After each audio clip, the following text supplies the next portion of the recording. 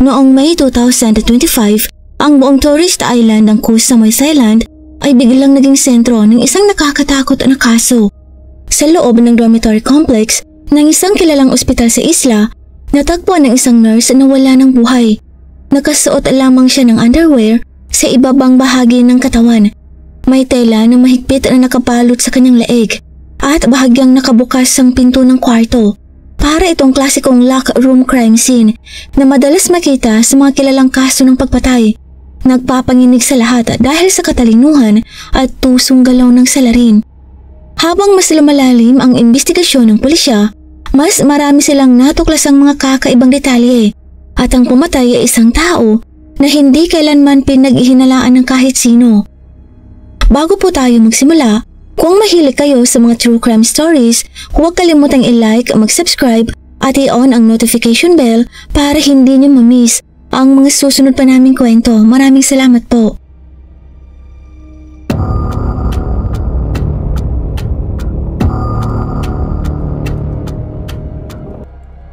Ang Koh Samui ay isang napakagandang isla sa Gulf of Thailand.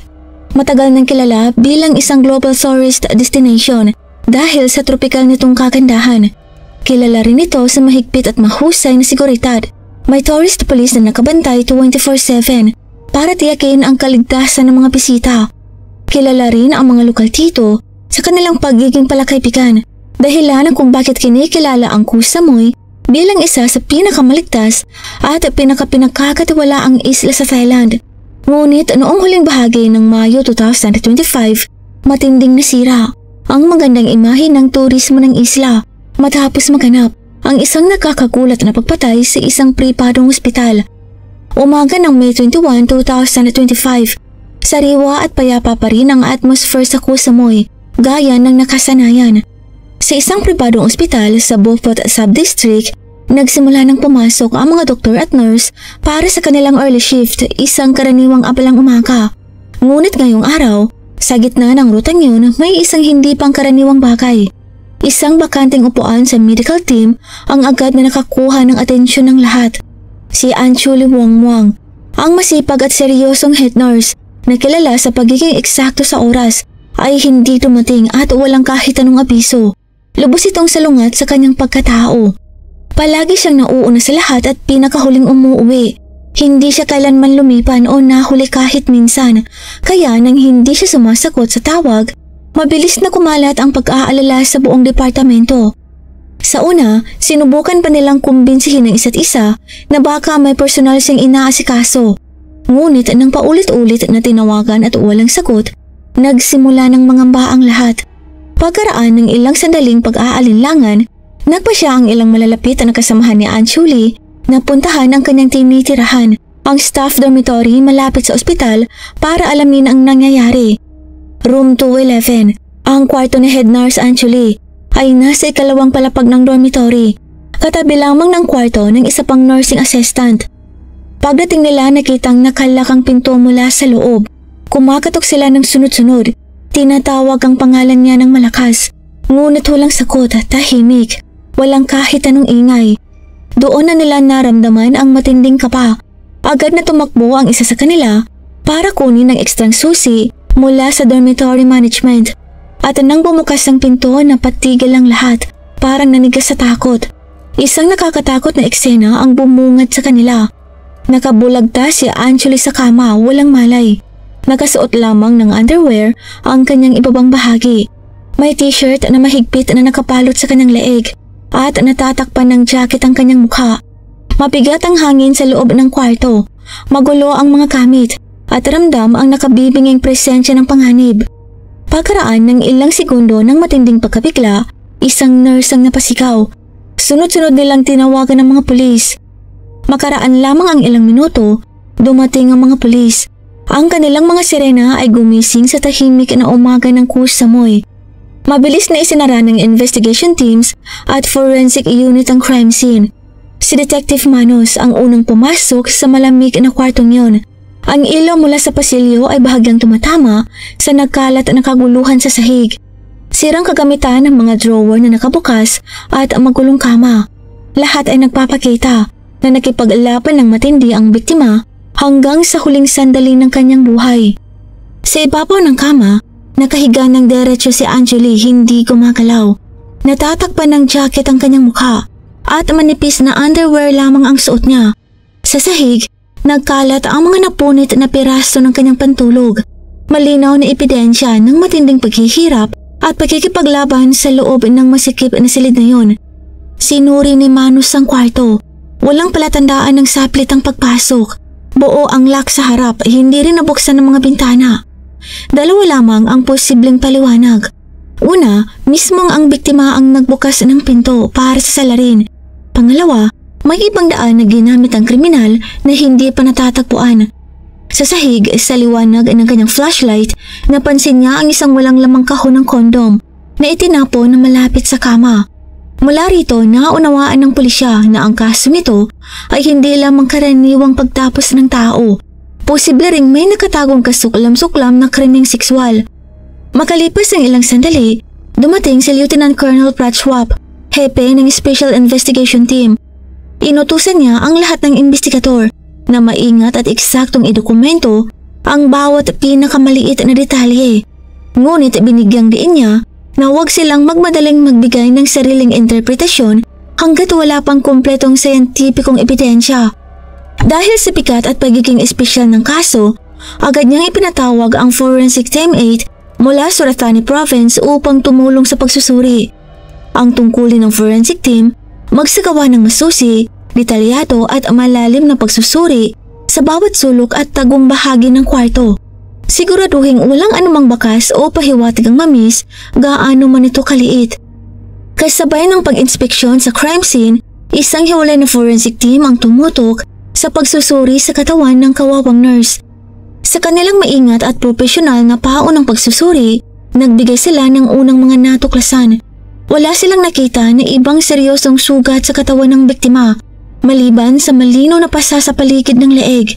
Ngunit nadiskubre rin ng mga eksperto ang karagdagang pinsala, pagduruko at agasgas sa kanang bahagi ng leeg, at isang malaking pasa sa tuktok ng ulo. Ayon sa forensic doctors, ang mga pinsalang ito ay malamang dulot ng malalakas na pagtama habang todo ng nilalabanan ng salarin sa kanyang huling mga sandali.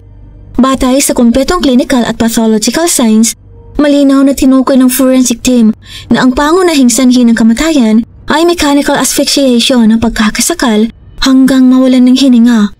Mahalaga rin ang sunod nilang pagsusuri. Batay sa natitirang init ng katawan, kasama ang rigor mortis at iba pang biological indicators, tinatansya ng forensic experts na ang oras ng pagkamatay ay sa pagitan ng 3 AM at 4 AM sa mismong araw na yon. Ayon sa paunang investigasyon, mag-isa lamang nakatira ang nurse sa room 211, walang kasama, walang ka-roommate. Ibig sabihin, walang sino man ang nakakita o nakapigil sa nangyari noong gabing yon. Nire-review ng pulisya ang timeline. Kinagabihan bago ang trahedya, nagtrabaho pa siya ng late shift gaya ng nakasanayan at umuwi sa kanyang maliit na kwarto upang magpahinga.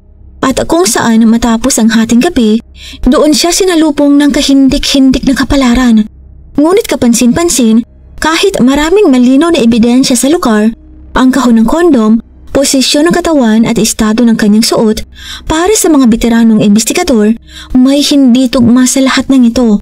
Pinaghihinalaan nila na hindi natural ang crime scene na yon, na ito ay maingat na inayos pagkatapos ng pagpatay. Malaki ang posibilidad na sinadya ng salarin na i-rearrange ang mga gamit upang iligaw ang direksyon ng investigasyon at palabasing sexual na motibo ang dahilan. Dahil dito, nagpasya ang pulisya na maghintay muna ng detalyadong forensic result mula sa laboratorio bago gumawa ng anumang konklusyon. Isa sa pinakamahalagang tanong na kailangan nilang masagot, talaga bang hinalay ang biktima? At kung oo, naganap ba yun bago o pagkatapos siyang mamatay? Bukod sa mga ebidensyang nakuha sa crime scene, may iba pang mahalagang pahiwatig na unti-unting lumilitaw. Una, misteryosong nawala ang personal na sasakyan ng biktima, ang parking area sa dormitory complex, kung saan palaging nakapark ang silver gray na Nissan sedan ni Anchuli na may Bangkok plates ay bakante ng umaga na yun. Wala ni anino ng sasakyan. Napansin ito agad ng pulisya. Agad silang naglunsad ng malawakang paghahanap. Sinuyod ang buong ospital at kahit ang paligid nito. Ngunit wala pa ring bakas ng sasakyan. Batay sa sitwasyong yun, napagpasyahan ng mga investigador na malaki ang posibilidad na ninakaw ng salarin ang kotse ng biktima upang makatakas matapos ang krimen. Habang patuloy ang masusing pag-inspeksyon sa kwarto, nadiskubre rin ng pulisya ang isang maliit na plastic box para sa alahas. Ngunit nang buksan nila ito, walang laman. Ayon sa malalapitan na kaibigan ni Anchuli, palagi raw siyang nagsusuot ng gintong singsing at paris na gintong hikaw. Ngunit nang suriin ang katawan niya sa crime scene, wala ang singsing at isang hikaw ang nawawala. Mula sa ebidensyang ito, malinaw ang konklusyon. Hindi lang mamamatay tao ang salarin, nagnakaw pa siya ng mga gamit ng biktima. Dahil sa bigat ng mga natuklasan, agad na naghanda ang hepe ng pulisya ng detalyadong ulat para sa mas mataas na opisina habang ipinapatupad ang isang emergency manhunt upang mahuli ang salarin. Ayon sa ebidensya at bakas na nakalap, malaki ang posibilidad na hindi ganap na estranghero ang gumawa nito. Maaari itong kakilala o taong nakatira malapit sa lugar. Ang dahilan, walang palatandaan ng persahang pagpasok. Dagdag pa rito, kilala si Anchuli bilang sobrang maingat, lalo na't mag-isa siyang nakatira. Hindi niya basta-basta pagbubuksan ng pinto sa hindi niya kilala, lalo na sa hating gabi. Ibig sabihin, ang salarin ay isang tao na hindi niya pinagdududahan o isang taong marunong lumapit ng hindi nakakapagduda. Upang klaruhin ang timeline in interview ng mga pulis, ang mga kasamahan niyang nag-shift noong gabing yun. May ilang mahahalagang detalye ang nadagdag. Nakita siyang umuwi sa dormitoryo mga 10 p.m. matapos ang kanyang shift. Ngunit makalipas ang ilang oras, may nakakita sa kanyang nagmaneho palapas at bumalik mula sa kanyang kwarto bandang 2:00 ng madaling araw. Ito ang kanyang huling pag-uwi. Isang kapitbahay ang nagbigay ng napakahalagang impormasyon. Pagkaraan lamang nang makabalik sa kwarto si Anchuli, nakarinig sila ng isang sigaw ng matinding takot at paghingi ng saklolo mula sa direksyon ng kanyang silid. Isang sigaw lang yun. Pagkatapos, biglang nakabibinging katahimikan. Inakala ng kapitbahay na baka normal lang na ingay o baka nagkamali sila ng dinig, kaya hindi nila ito binigyan ng pansin. Pinagsama ang impormasyon ito at ang forensic estimate na 3 to 4 a.m. ang oras ng pagkamatay. Nakabuo ang pulisya ng eksaktong time frame ng krimen na 2 to 3 a.m. Sa kasamaang palad, ang dormitory complex ay walang kahit isang security camera. Dahil dito, napakahirap alamin kung sino ang pumasok at lumabas sa lugar noong hating gabi. Ngunit may isang malaking kapalit. Ang nawawalang sasakyan ng biktima ay naging napakahalagang ebidensya. Kinabukasan, matapos matanggap ang buong ulat, agad na ipinag-utos ang pag-lockdown ng buong isla ng Samoy. Ayon sa utos, lahat ng ferry terminals, boat docks at seaports, malalaki man o maliliit, ay kailangang magpatupad ng maximum strict control measures. Kasabay nito, nagpadala ang investigation team ng emergency notification sa lahat ng security unit sa isla, traffic checkpoints, ports at mga patrol sa pangunahing kalsada. Nakasama sa alert ang detalyadong pagkakakilanlan ng silver gray na Nissan sedan ng biktima.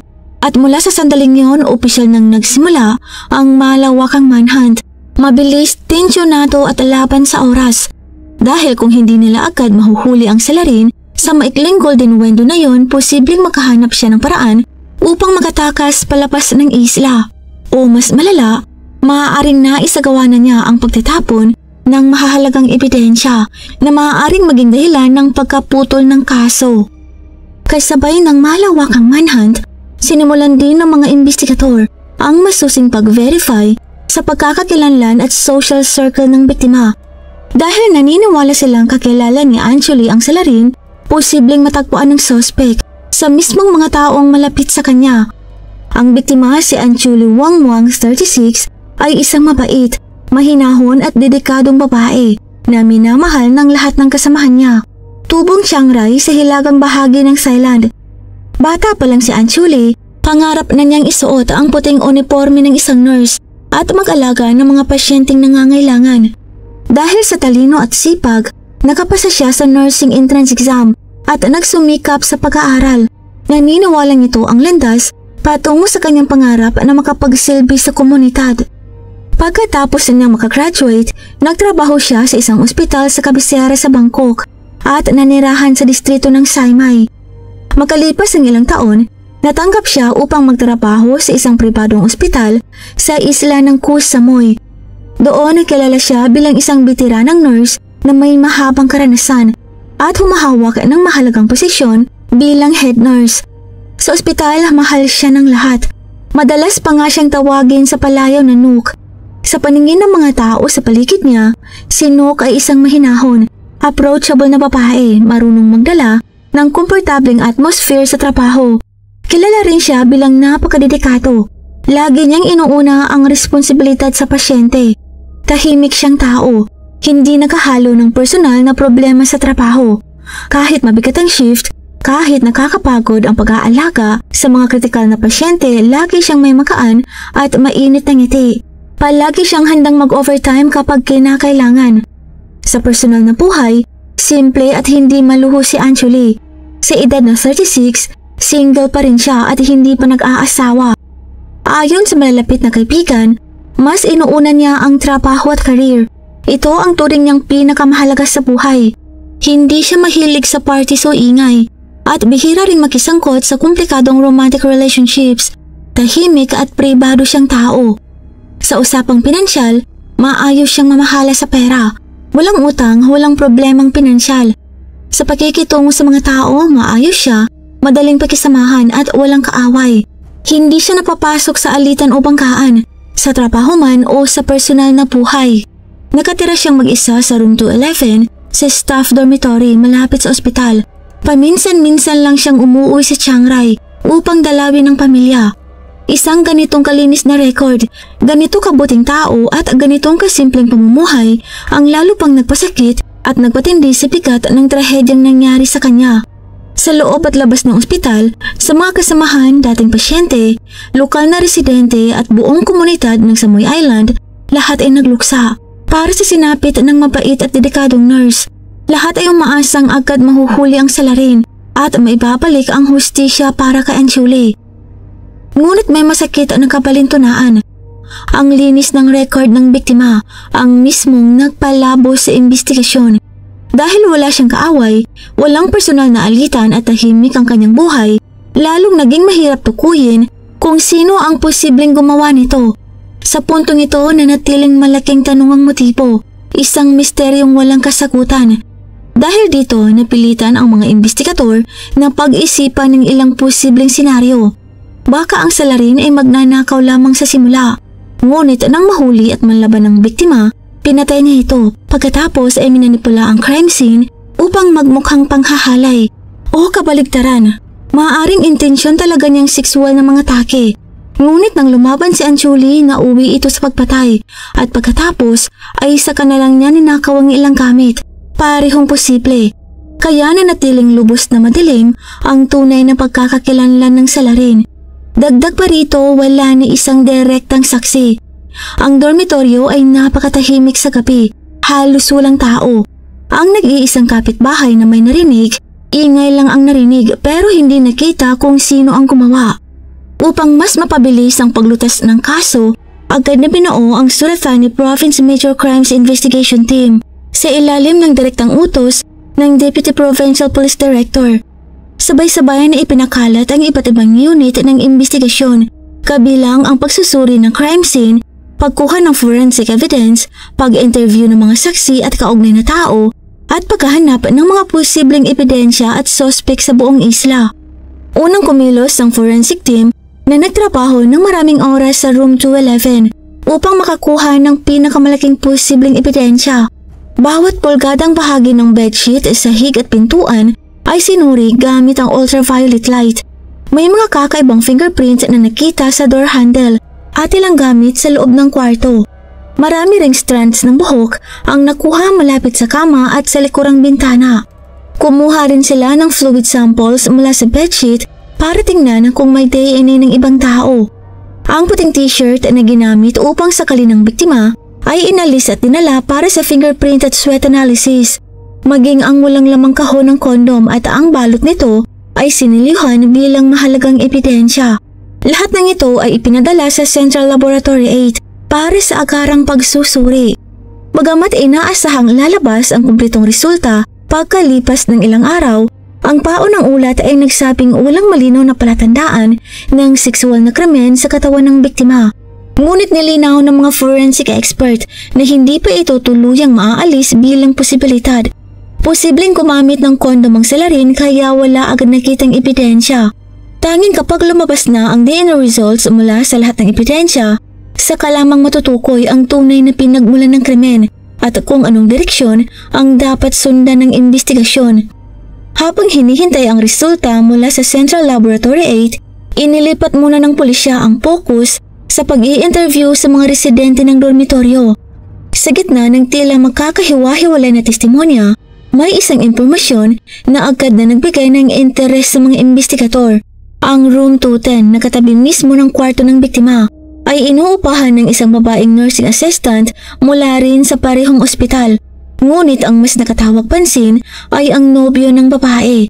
Isang lokal na lalaking nasa edad 30 nagngangalang Suwat na madalas daw manatili roon tuwing gabi.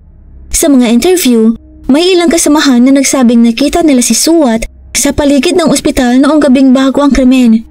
Ayon sa pahayag ng kanyang nobya, nakisabay lamang si Suwat sa isang kaibigan papunta sa ospital upang sunduin siya pagkatapos ng kanyang shift.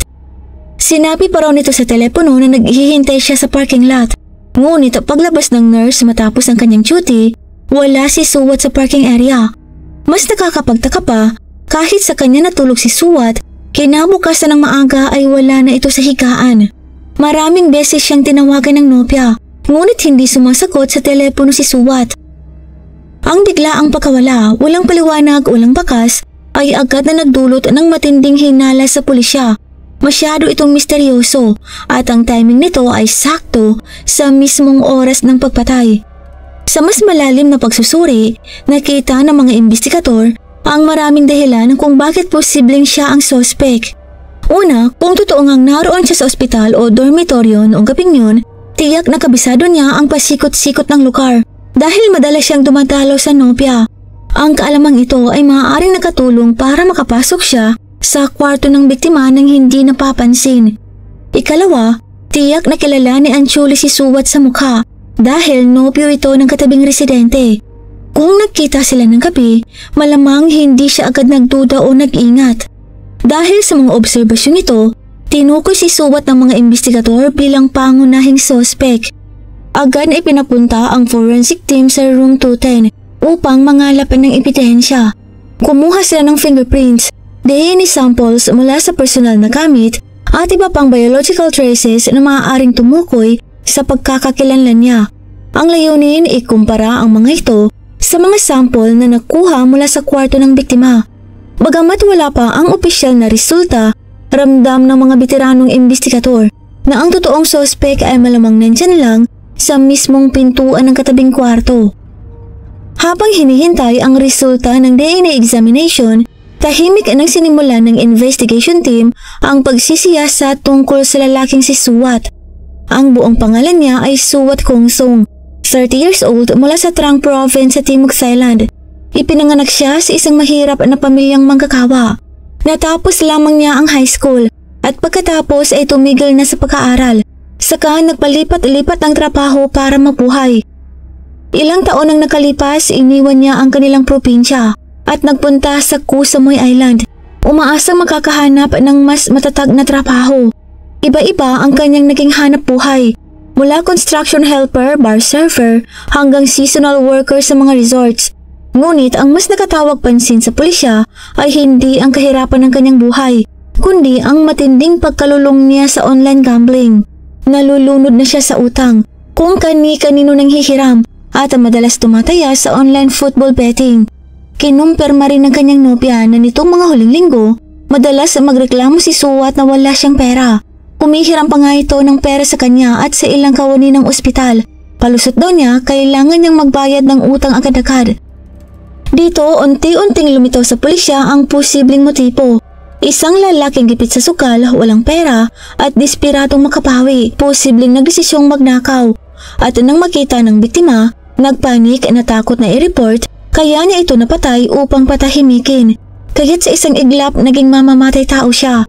Samantala, nagkaroon ng malaking pag-usad ang paghahanap sa nawawalang sasakyan ng biktima.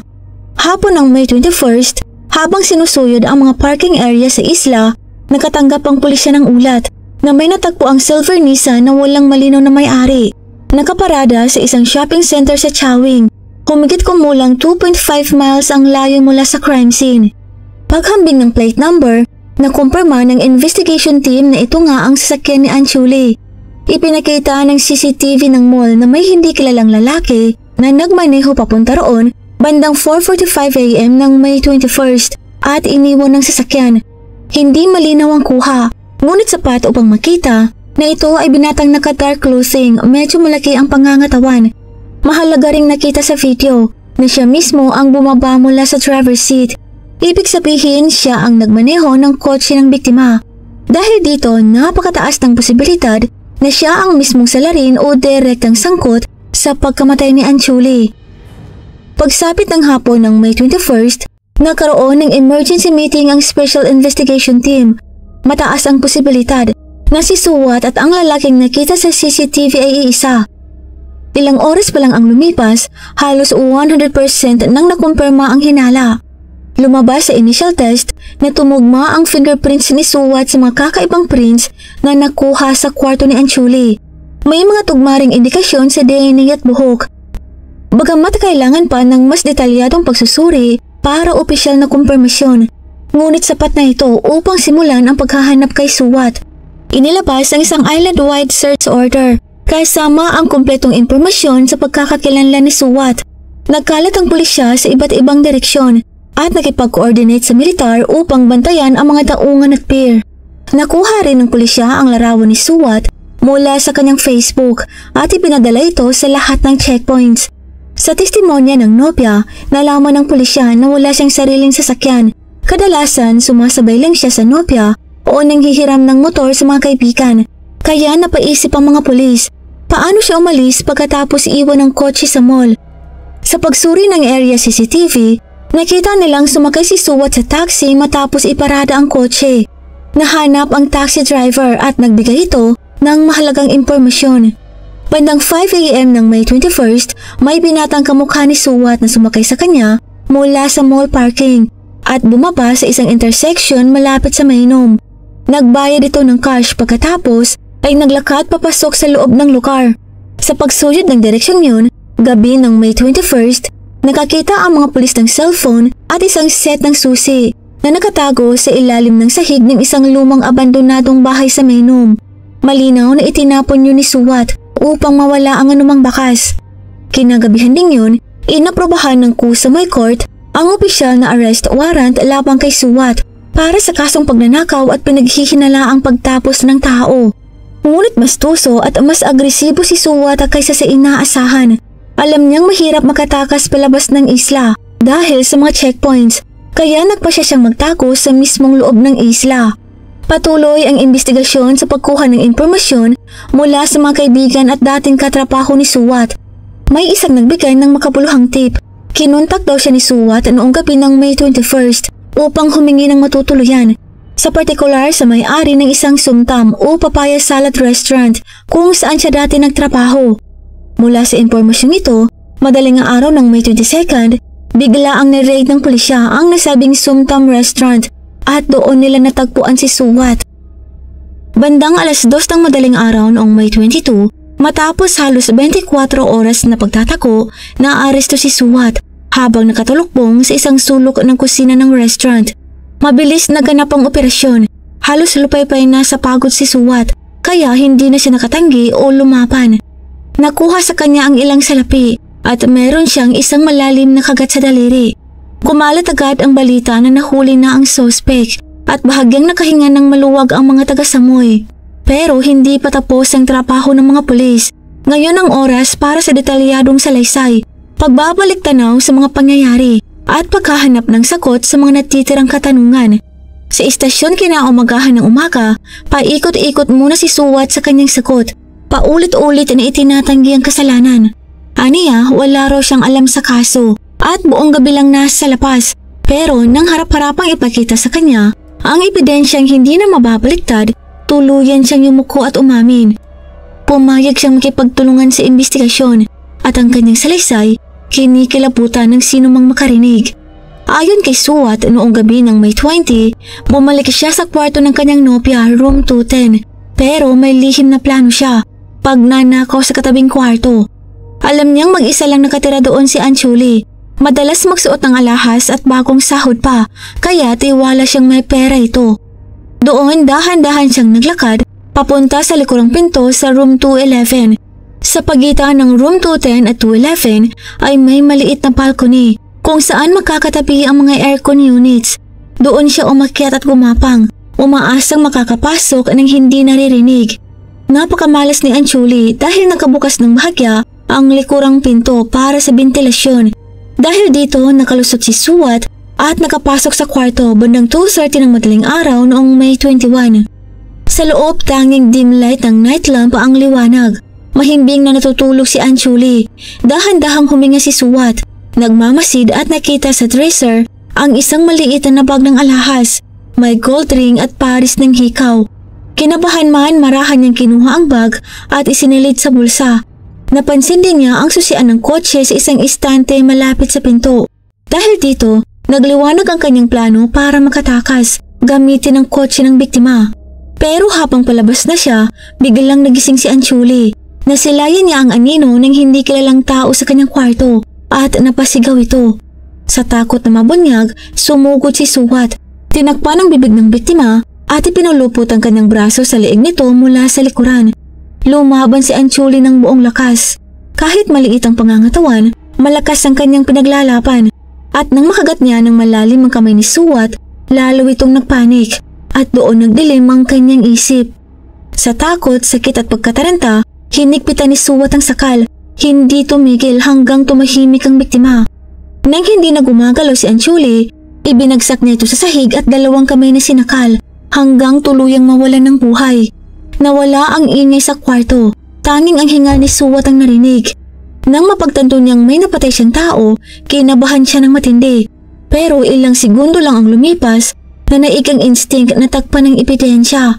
Alam niyang anumang oras, maaari nang magising ang kanyang nobya sa katabing kwarto. Binuhat niya ang katawan ng biktima at ibinalik sa kama. Nag-isip siya ng mabilis kung paano i-fake ang eksena. Gusto niya itong magmukhang isang kaso ng sexual na krimen para mailigaw ang investigasyon. Hinubad niya ang natitirang suot ng biktima. Tinakpan ang mukha nito ng damit at napansin ang puting t-shirt sa upuan. Agad siyang nagkaroon ng ideya. Ibinalot niya ang puting t-shirt sa leeg ni Anchuli para matakpan ang marka ng kamay at palabasing ibang uri ng pag-atake ang dahilan ng pagkasawi. Nakita niya ang kahon ng kondom sa kwarto. Sinasadya nitong ilagay yun sa tabi upang mag-iwan ng maling pahiwatig. Pagkatapos pinatay niya ang ilaw. Kinuha ang maliit na bag ng alahas, susi ng kotse at cellphone ng biktima. Lumabas siya sa pangunahing pinto. Isinara ito at tahimik na bumalik sa kwarto ng nobya sa pamamagitan ng hallway. Mahimbing pa rin natutulog ang kanyang kasintahan. Walang kamalay-malay sa karumal-tumal na naganap sa katabing kwarto. Mabilis na nagpalit ng damit si Suwat. Kinuha ang isang mesh cap para takpan ang kanyang mukha at dinala ang susi ng kotse ni Anchuli bago umalis ng dormitoryo. Mabilis niyang minaneho ang kotse sa dilim bago sumapit ang mukhang liwayway. Diretso patungong Chowing Town. Inisip niya na kapag humalo siya sa dami ng turista roon, mas madali siyang makakaiwas. Bandang 5:00 ng umaga, ipinarada niya ang kotse sa parking lot ng isang shopping center at iniwan ito roon. Pero bago umalis, pinunasan niya ang posibleng bakas. Kinuha ang ID ni Anchuli at muli pang sinuri ang gold bag na nasa bulsa ng kanyang polo. Pagkatapos ay sumakay siya ng taxi papuntang Mainam area. Sa loob ng taxi, tumawag siya sa kaibigang may-ari ng Tom Sam Restaurant para humingi ng tulong. Pumayag ang kaibigan na akala nagtatago lang si Suwat mula sa mga utang. Pagdating sa Mainam, agad niyang ibinenta ang gintong singsing ni Anchuli sa isang kakilala kapalit ng 3,000 baht, kumigit kumulang 5,400 pesos para may panggastos. Pagkatapos noon, itinapon niya ang cellphone at susi ng kotse ng biktima sa isang abandonadong bahay. Akala niya kapag hindi nakita ang cellphone, mahihirapan ng mga pulis tukuyin ang huling kontak ng biktima. At kapag nawawala ang susi, iisipin ng investigasyon na ginamit ang salarin ng kotse para tumakas. Buong magdamag ng May 21, nagtago si Suwat sa iba't ibang lugar. Ayon sa kanya, minsan ay nasa dalampasigan siya, kung minsan ay sa tubig o humihiga sa buhangin, habang nagtatakip ng mga sanga, dahon, putik at buhangin para mag-camouflage. Kapag naririnig niyang may pulis malapit, umaakyat siya sa matataas na puno para magtago. Sa ibang sandali, nagpanggap siyang palapoy. May sako sa ulo at lumang kumot na nakapalot sa katawan, paikot-ikot sa lugar. Habang nagpapatuloy ang malawakang paghahanap ng pulisya, dama ni Suwat ang matinding takot. Ilang beses niyang inakalang mahuhuli na siya. Hanggang sa tuluyang mapagod at magutom, nagtungo siya sa Somtam restaurant ng kaibigan. Bago pa man sumikat ang araw ng May 22, pinatuloy siya sa kusina. Ngunit bago pa man siya makapag-isip ng susunod na hakbang, biglang sinalakay ng pulis ang lugar at inaresto siya. Ang malamig na salaysay na yon ay detalyadong ikinuwento ni Suwat habang isinasama siya ng mga investigador sa crime scene walkthrough. Bandang hapon ng May 22, dinala ng mga pulis si Suwat pabalik sa dormitoryo para i-reenact ang krimen. Ipinakita niya kung paano siya umakyat sa balcony, paano niya pinasok ang kwarto, at paano niya ginawa ang pagkatagi at pagtatago ng ebidensya. Marami ang nanunood, mga residente, katrabaho ng biktima, at pamilya ni Anchuli. Lahat nababalot ng matinding lungkot. Naroon din ang ama ni Anchuli, namumula ang mga mata sa pag-iyak. Nang ipakita ni Suwat kung paano niya sinakalang biktima, at kung paano niya pinalapas na ibang uri ng krimen ang nangyari, sumigaw ng galit ang ilan sa mga nakatingin. Habang ini-escort si Suwat papunta sa espesyal na sasakyan na magdadala sa kanya sa pansamantalang kulungan, biglang nagtakbuhan ng ilang kasamahan ni Anchuli na umiiyak. Ang ama ng biktima ay naglunsad ng galit at hinarang pa ang sasakyan, desperadong tumingin ng direkta sa taong pumatay sa kanyang anak. Nahirapan ng mga pulis na paamuin ang nangangalit na mga tao at agad nilang inalis ang sospek mula sa lugar upang maiwasan ang kaguluhan. Kinahaponan din yun, formal na sinampahan ng mabibigat na kaso si Suwat. Nilagdaan niya ang confession statement at inamin ang lahat na ginawa, eksaktong gaya ng napatunayan ng investigasyon. Sa punto nito, halos sarado na ang buong kaso. Wala ng misteryo, wala ng duda. Ang mismong kapitbahay sa katabing kwarto ang may kagagawan ng krimen. Kasama ang malinaw na ebidensya at buong pag-amin, mabilis na inilipat ang kaso sa Surat Thani Provincial Prosecutor's Office. Noong May 25, 2025, inaprobahan ng Kusam Provincial Court ang pansamantalang pagpipiit kay Suwat habang nagpapatuloy ang formal na proseso. Sinampahan siya ng maramihang kaso, kabilang ang murder na may maximum penalty na bitay sa ilalim ng batas ng Thailand. Sa pagdinig, binigyang diin ng prosecutor ang sobrang kabigatan at kalupitan ng krimen, pati ang sadyang pagtatago ng ebidensya at ang kawalan ng pagsisisi matapos gawin ng krimen. Dahil dito, wala raw batayang pag-aani ng kanyang pananagutan. Sinubukan ng depensa ni Suwat na igiit na padalos-dalos lamang ang ginawa ng akusado, walang kontrol at wala umunong malinaw na intensyon na pumatay. Binigyang diin nila na ang unang plano ni Suwat ay magnakaw lamang at nang masyadong lumaban ng biktima, doon lamang siya nataranta at nagresulta sa pagpatay. Ngunit mabilis na napatunayan ng sunod-sunod at kalkuladong kilos ni Suwat pagkatapos ng insidente na hindi totoo ang argumento niyon. Sa harap ng korte, nakayukong ulo si Suwat, mahina at paulit-ulit na inaamin ang kasalanan. Sinasabing hindi raw niya intensyon at labis daw siyang nagsisisi. Nagpatotoo rin siya na binapagapag siya ng utang sa sukal na umabot sa 50,000 baht, humigit kumulang 90,700 pesos. Dahil hindi niya mabayaran, napilitang naisipang magnakaw ng alahas. Paulit-ulit na umiling ang presiding judge. Tinawag ang ginawa ni Suwat na labis na malupit at lubhang makasarili. Dumalo sa pagdinig ang pamilya ng biktima, kabilang ang ama at nakababatang kapatid ni Anchuli, na mariing humiling sa korte na maging mahigpit sa pagpaparusa at hayagang nagpapahiwatig na nararapat ang parusang bitay para sa akusado. Pagsapit ng October 2025, hindi pa rin nailalabas ang pinal na hatol ng First Instance Court. Nasa yugto pa ito ng pagtanggap ng testimonya at pagripaso ng karagdagang ebidensya. Gayunpaman, ayon sa mga eksperto, malaki ang posibilidad na haharap si Suwat Kongsong sa pinakamabigat na sentensyang maaaring ipataw. Dahil sa kanyang pag-amin at sa malinaw na ebidensya, mataas ang tsansang hatulan siya ng bitay para sa pagtapos ng tao. Dagdag pa ang hiwalay na parusa para sa robbery at illegal entry.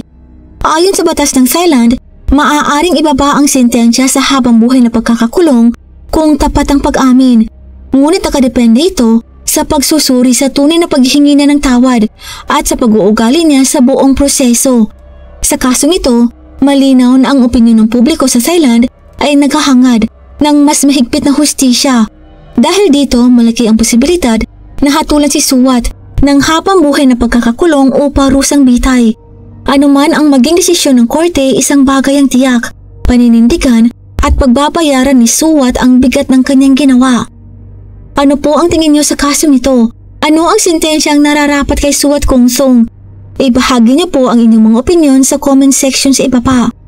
Ito lamang po para sa araw na ito. Magkita po tayo sa susunod na kwento. At sa muli, mag-ingat po tayong lahat. Paalam!